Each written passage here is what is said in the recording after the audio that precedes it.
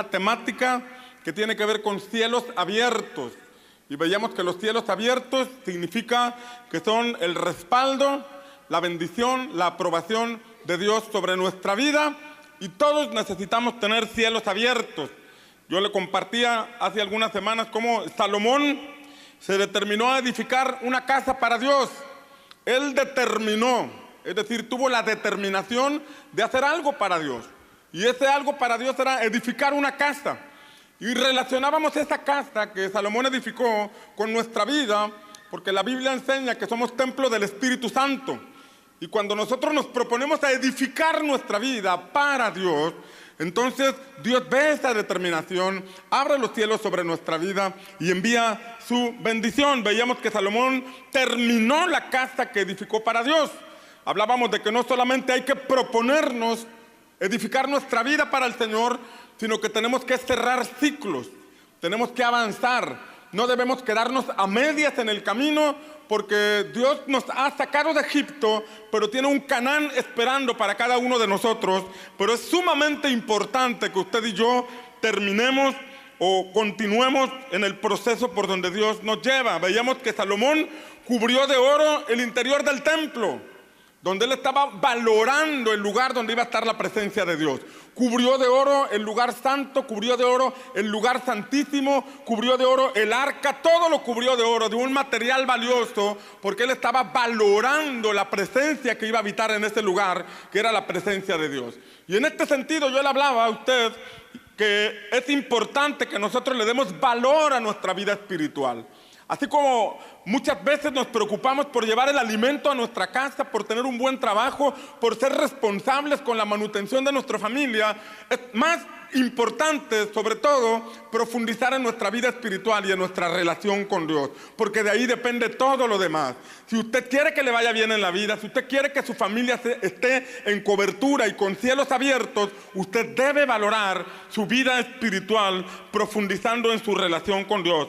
Veíamos también que Salomón trajo el arca del pacto al templo, y es de lo que le quiero hablar el día de hoy, acerca del arca de Dios. Primer libro de Reyes, capítulo 8, versículo 1, dice que entonces Salomón reunió a los ancianos de Israel y a todas las cabezas de las tribus y a los príncipes de las familias de los hijos de Israel ante el rey Salomón en Jerusalén, para traer el arca del pacto de Jehová de la ciudad de David, que es Sión.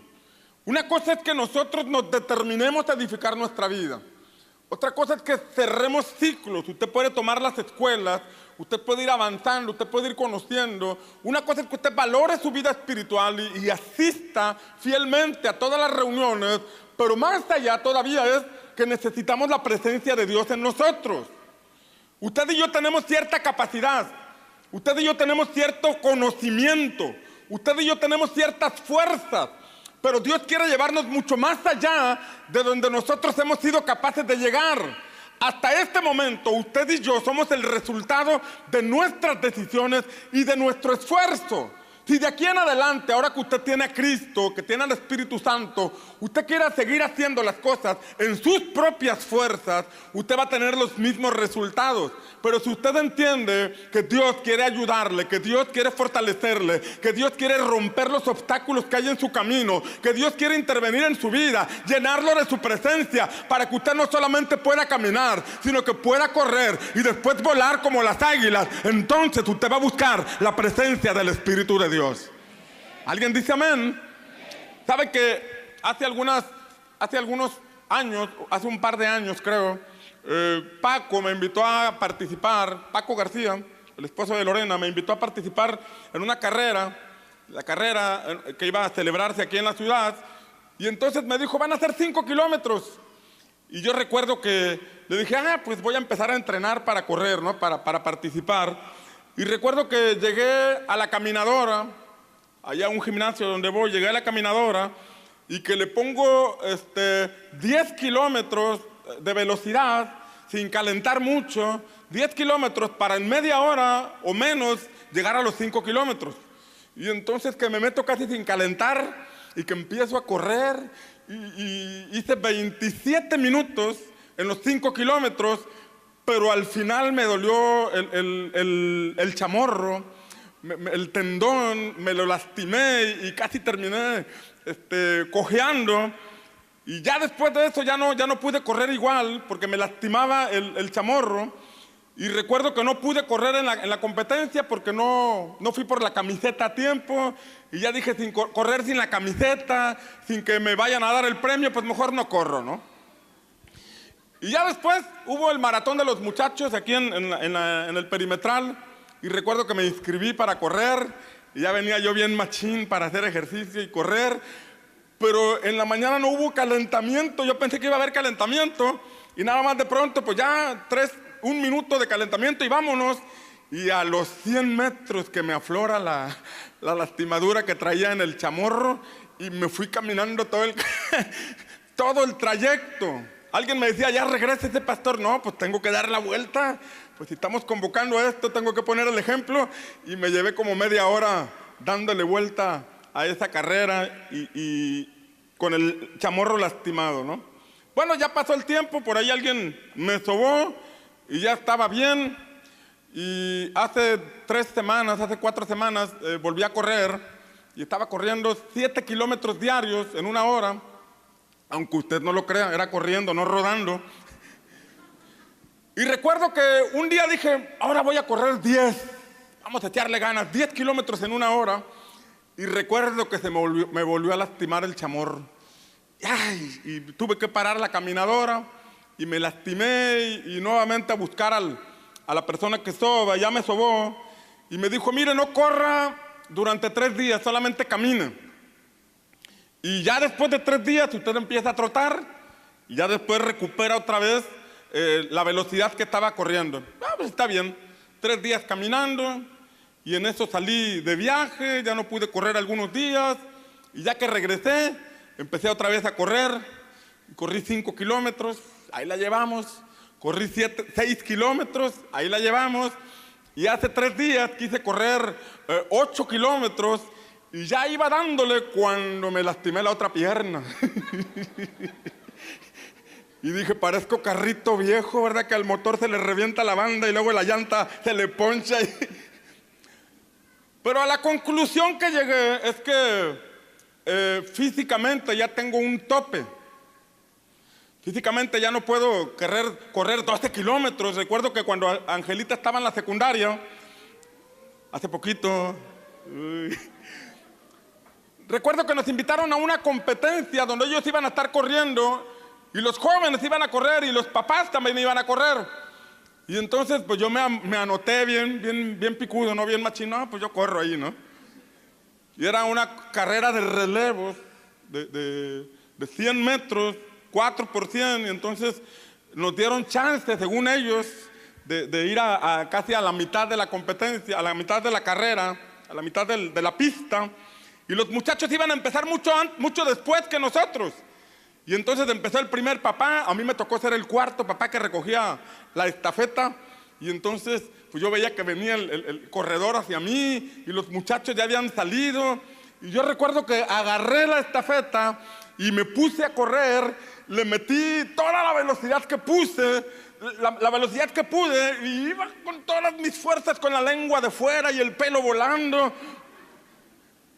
Y volteé tantito y aquel muchacho venía como si nada, como el correcaminos. ¡Pum! Nada más pasó, ¿no? Y dije, ¿pero qué pasó si me esforcé al máximo? Hasta la pierna me dolió. Entonces entendí que uno tiene ciertas capacidades, ya no tiene los 15 años de antes, ¿eh? Pero al punto donde te quiero llevar es que tú y yo tenemos ciertas capacidades, quieras o no, y esas capacidades nos han llevado hasta un punto, y Dios quiere llevarnos más allá. Cuando Él nos habla en el ámbito de la fe, es llevarnos a soñar con cosas que nosotros no hemos podido lograr, porque todo lo que tú quieras lograr y puedas lograr, no necesitas fe. Ir a meter una solicitud, no necesitas fe, necesitas accionarte. Que te contraten es otra cosa. Levantarte a las 7 de la mañana no necesitas fe. Necesitas poner el despertador, someter tu carne y levantarte. Pero hay asuntos donde el Señor nos lleva a soñar, hay asuntos donde el Señor nos revela su voluntad y uno llega a un punto donde dice, es imposible que yo pueda lograr esto. En mis propias fuerzas yo no lo puedo lograr. Ya lo he intentado muchas veces, puede estar relacionado al matrimonio, a la familia, al desarrollo, en cualquier ámbito de tu vida. Llega un punto donde tú llegas a la conclusión, no puedo, es imposible, ya lo he intentado. Es ahí donde nosotros debemos comprender la importancia de traer el arca a nuestra vida. Porque como Salomón, tú puedes estar determinado a edificar tu vida para Dios. Como Salomón, tú puedes ir avanzando en las diferentes escuelas y cursos y procesos que damos en la iglesia. Como Salomón, tú puedes valorar tu vida espiritual. Pero si tú, como Salomón, no traes el arca a tu vida, entonces tú vas a quedar limitado en lo que Dios quiere hacer en ti. Tú vas a estar limitado en el proyecto de Dios para tu vida. Hay algo poderoso, hay algo extraordinario. Hay cosas que dice la Escritura que no has oído, ni has visto, ni te has imaginado, que son las que Dios ha preparado para ti. Ahí están, te están esperando, pero solamente por medio del Espíritu de Dios es como lo vas a poder alcanzar. ¿Alguien dice amén? Entonces, indiscutiblemente necesitamos el arca de Dios en nuestra vida, la presencia de Dios con nosotros. En Josué capítulo 3, versículos 1 al 4, que es donde originalmente te estaba compartiendo hace algunos meses, donde hablaba de una nueva temporada que viene a nosotros, retomando lo que dice Josué capítulo 3, versículos 1 al 4, que Josué se levantó de mañana y partieron de Sittim. Hace algún tiempo yo les hablé de que en el libro de Números se nos enseña que esta generación de Moisés se quedó en Sittim, donde el rey Balac los hizo caer en asuntos de la carne y ahí quedaron estancados. Pero bueno, esta generación entendió y partieron de Sittim y vinieron hasta el Jordán. De ahí te tomé la enseñanza de cielos abiertos en el Jordán. Y dice la Escritura que él y todos los hijos de Israel y reposaron allí antes de pasarlo. Y pasados 3 días, los oficiales atravesaron por medio del campamento y mandaron al pueblo diciendo, cuando viereis el arca del pacto de Jehová, les está diciendo, cuando ustedes vean el arca, les está diciendo, ustedes tienen que estar mirando y observando con atención el movimiento del arca. Cuando ustedes vean que el arca se mueve, cuando ustedes vean que el arca del pacto de Jehová, vuestro Dios, y los sacerdotes y levitas que la llevan, 2 aspectos importantes. Ellos tenían que ver el arca y tenían que ver a los sacerdotes y levitas que lo llevaban, porque no todos los sacerdotes y levitas llevaban el arca. Había muchos sacerdotes, había muchos levitas, pero no todos llevaban el arca. Y en este pasaje hay 2 cosas importantes. Tienen que ver el arca y tienen que ver a los que llevan el arca. Porque esos que llevan el arca son aquellos que están siendo dirigidos por la presencia de Dios y son los que los pueden conducir a un propósito extraordinario que Dios tiene para sus vidas. Y dice la palabra, vosotros partiréis de vuestro lugar y marcharéis en pos de ella. Pero entre vosotros y ella habrá una distancia de como la medida de 2000 regiomontanos, de 2000 codos. No se acercarán a ella para que sepan el camino por el cual deben ir, por cuanto vosotros no habéis pasado antes por este camino. El Señor les está anunciando, en 3 días ustedes van a ver el arca que se mueve y a los sacerdotes que la llevan, y entonces ustedes van a empezar a ir por un camino que no conocen. Ustedes van a entrar a una nueva temporada que nunca habían visto. Ustedes van a empezar a cosechar cosas que nunca habían cosechado. Ustedes van a empezar a ver cosas que nunca habían visto, y esta palabra también es para ti. Si tú te has preparado, si tú estás determinado a edificar tu vida para el Señor dentro de 3 días, que pueden ser espirituales o pueden ser naturales, 72 horas, vas a empezar a ver cosas que no habías visto, vas a empezar a cosechar cosas que nunca habías cosechado, vas a empezar a ver cómo el bien y la misericordia de Dios te siguen a donde quiera que vayan, en el nombre de Jesús. ¿Alguien lo cree? Yo lo creo, diga conmigo, yo lo creo. Y lo voy a ver en el nombre del Señor. Entonces ellos llegaron al Jordán, estuvieron ahí antes de cruzar el Jordán y después vemos lo del arca. El primer punto que el Señor les dijo a través de Josué es: tienen que ver el arca. No debes estar distraído. Tienes que poner toda tu atención hacia dónde se mueve el arca. El arca era un artefacto de madera pequeño y en medio de 600,000 personas, más las mujeres y los niños, era algo que no muy fácil se podía identificar. Pero ellos tenían que estar atentos en medio de muchas distracciones, en medio de muchas actividades, en medio del murmullo de la gente y de los movimientos de las personas. Ellos tenían que estar atentos donde estaba el arca. Podían ir a comer, tal vez iban al baño, pero con un espejo arriba para ver si se movía el arca. Pero tenían que estar atentos porque cuando el arca se moviera, ellos tenían que moverse porque una nueva temporada estaba anunciada para ellos. Qué importante es que usted y yo estemos atentos al movimiento del Espíritu Santo. Qué importante es que usted y yo estemos atentos al movimiento que Dios está generando en esta generación. No era solo ver el artefacto de madera para seguirlo, implicaba ver lo que esa arca significaba, lo que esa arca implicaba en ese contexto. Éxodo 25, versículos 22, dice la Escritura, Éxodo 25, 22, que cuando el Señor le dijo a Moisés que hiciera el arca, dijo: de allí me encontraré contigo y hablaré contigo de sobre el propiciatorio de entre los dos querubines que están sobre el arca del testimonio, todo lo que yo te mandare para los hijos de Israel. Le está diciendo el Señor a Moisés: mira, una vez que hagas el arca y le pongas todos los elementos que necesitan, arriba de los querubines va a estar mi presencia. Ahí me voy a comunicar contigo, ahí voy a venir a buscarte y ahí te voy a revelar todo lo que tengo para los hijos de Israel. Esta arca era mucho más que un artefacto de madera, era la intervención del cielo en la tierra, era la manifestación de la gloria de Dios entre los hombres, era la intervención del reino de Dios, un reino que es eterno, un reino que es por sobre todo interviniendo en la tierra. El encuentro con Él no era cualquier encuentro.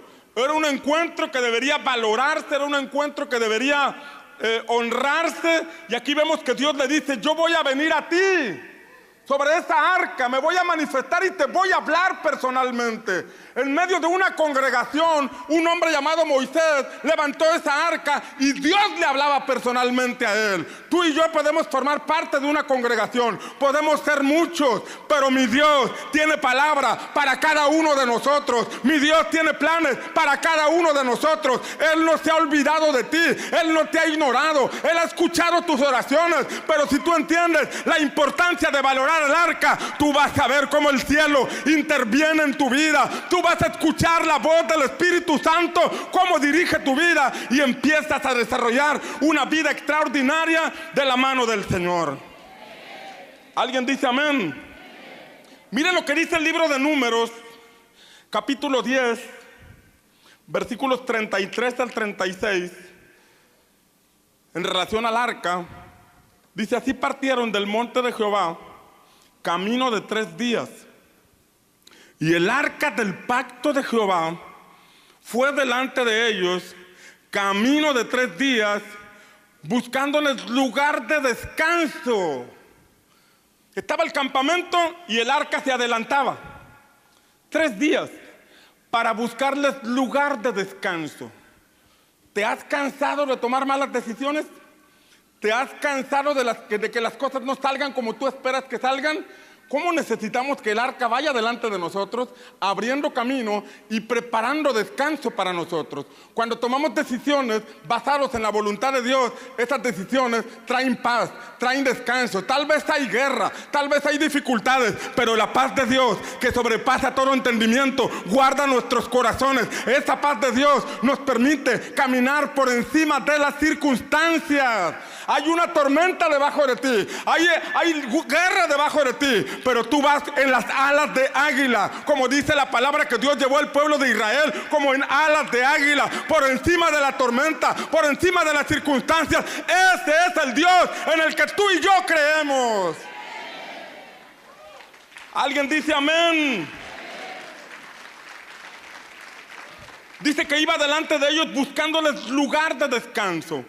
Y la nube de Jehová iba sobre ellos de día, desde que partieron del campamento. Y fue que al moverse el arca, Moisés decía, mira lo que decía Moisés, cuando se levantaba el arca, Moisés decía: levántate, Jehová, y sean disipados tus enemigos, y huyan de tu presencia los que te aborrecen. Y cuando ella asentaba, decía: vuelve, Jehová, a los millares de Israel. Moisés entendía, estamos en guerra, estamos en conflicto, hay oposición para que nosotros tomemos la tierra de las promesas, pero como el arca está con nosotros y la presencia de Dios está con nosotros, cada vez que el arca se levantaba para caminar, Moisés sabía: oh Dios, levántate y que tus enemigos sean dispersados y huyan de tu presencia los que te aborrecen. Había una convicción de que no importaba cuántos gigantes se levantaron en el camino, el Dios que los estaba acompañando era mucho más poderoso que cualquier circunstancia que pudieran enfrentar. ¿Alguien lo cree? Lo que vengo a decirte es que cuando tú levantas el arca, no hay enemigo que pueda detenerte, no hay demonio que se pueda parar frente a ti, no hay circunstancia que pueda atorarte en el camino, porque Dios se levanta y sus enemigos salen huyendo en el nombre del Señor.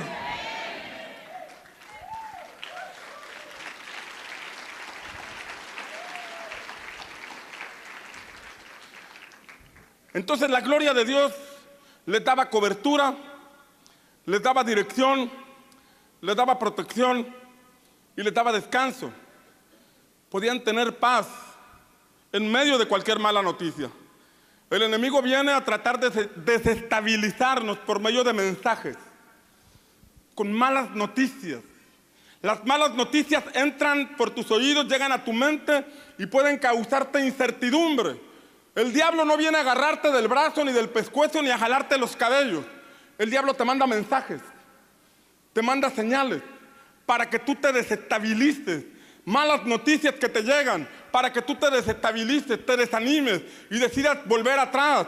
Pero cuando tienes la convicción de que el Dios Todopoderoso, el Dios Eterno está contigo y tú le vas siguiendo, tú sabes que cuando Él se levanta, toda mala noticia tiene que salir huyendo. Todo enemigo que se ha levantado en tu contra tiene que salir huyendo. No porque tú seas muy fuerte, sino porque el que viene contigo, el que te acompaña, es el Dios eterno cuyo reino es por encima de todo y sobre todos. Alguien le tiene que dar un aplauso al Señor en esta hora.